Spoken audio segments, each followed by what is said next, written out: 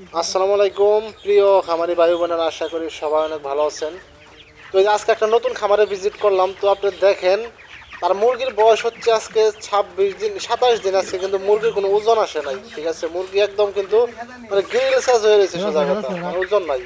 তো এর কারণ কি, আপনি লিটারগুলো লক্ষ্য করছেন, আপনারা লিটারগুলো দেখেন একদম বাজে হয়ে গেছে, যার কারণে তার মুরগি কিন্তু ওয়েটটা ঠিক মতো আসে নাই। এবং কি মেডিসিনের কিছু ভুল আছে তার, ঠিক আছে। যেমন অনেক মেডিসিন আছে মুরগির জন্য, ওইগুলো আপনার পরে খাওয়াইতে হয়, 20 দিনে পরে খাওয়াইতে হয় যে ওষুধ, ওইগুলো উনি মনে করেন যে শুরুতেই খাওয়াই ফেলছে।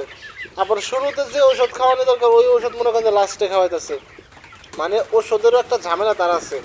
বিশেষ করে হচ্ছে লিটারটা দেখেন একদম বাজে হয়ে গেছে, ভিজা হয়ে গেছে, একদম ভিজা ভিজা।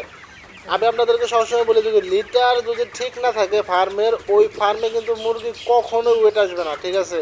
আর আমি সবসময় বলি, আপনার দিনে কমসে কম 3বার লিটার নাড়া দিতে হবে, সকালে দুপুরে রাত্রে 3বার নাড়া অবশ্যই দিতে হবে। বেশি দিতে পারলে সেটা আপনার জন্য ভালো, কিন্তু এই 3বার দিতেই হবে।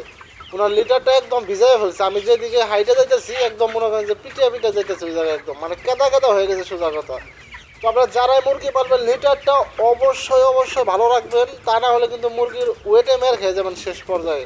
ঠিক আছে, যে যে যেরকম এই যে বাড়িটাই আর কি ওয়েটে মের খেয়ে গেছে, তার কিন্তু আমি এখানে কিছু মেডিসিন দিয়ে গেছি আর কি, উনি আর কি কন্টিনিউ চালাবে আর কি। আশা করি ঠিক হবে না, কিন্তু কিছুটা আর কি ঠিক হবে আর কি, আশা করি।